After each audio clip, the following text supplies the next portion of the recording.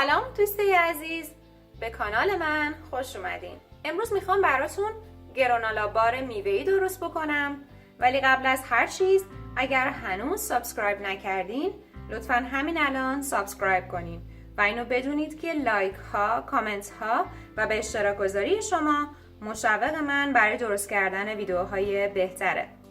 گرانولا بارها بسیار خوشمزه و مقوی هستن و به عنوان اسنک میتونن مورد استفاده قرار بگیرن و وقتی شما بتونین نوع سالم و با کیفیت اون رو در خونه تهیه بکنین که خب خیلی هم بهتره. مواد لازم: کره 100 گرم، شکر قهوه‌ای 1/2 پیمانه، تخم مرغ 1 عدد، عسل 1/4 پیمانه، عصاره وانیل 1 قاشق چایخوری، جو پرک 1 و 1/2 پیمانه، آرد گندم 1 پیمانه، زنجبیل تازه رنده شده 1/2 قاشق چایخوری، نمک 1/2 قاشق چایخوری و برای فیلینگ میوه 2 و 1/2 پیمانه میوه یخ زده، 1/4 پیمانه شکر، 2 قاشق غذاخوری آرد ذرت. ابتدا کره رو به همراه شکر قهوه‌ای با همزن به مدت 5 دقیقه میزنم تا یک کرم 1 دست به وجود بیاد.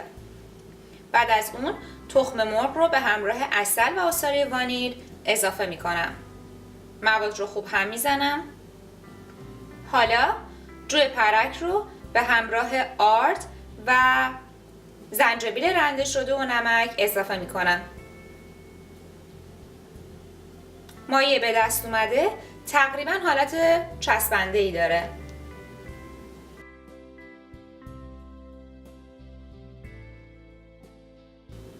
دستم رو چرب میکنم. یک قالب 8x8 اینچی انتخاب کردم.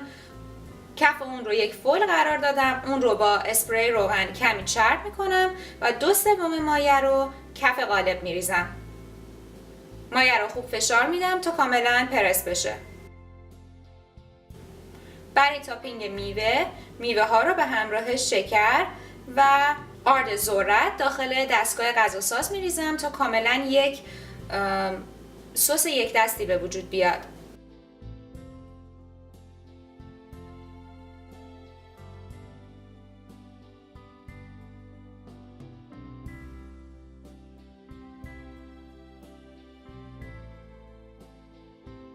حالا این سس رو داخل قالب میریزم.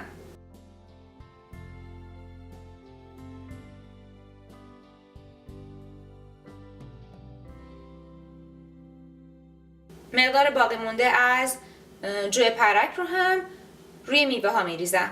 حالا قالب رو داخل فری که از قبل روی دمای 180 درجه سانتیگراد تنظیم کرده بودم به مدت 45 دقیقه قرار میدم یا تا زمانی که سطح مواد کاملا طلایی بشه. خب الان 45 دقیقه گذشته. من قالبم رو از داخل فر خارج کردم. به مدت نیم ساعت اجازه میدم که در دمای محیط بمونه و کاملا خنک بشه.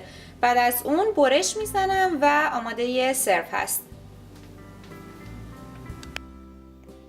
امیدوارم که از این ویدیو هم خوشتون اومده باشه و این گرانولا بارهای خوشمزه رو درست کنید و لذت ببرید. همچنین خوشحال میشم که این ویدیو رو لایک کنید، به اشتراک بذارید و فراموش نکنید که سابسکرایب کنید.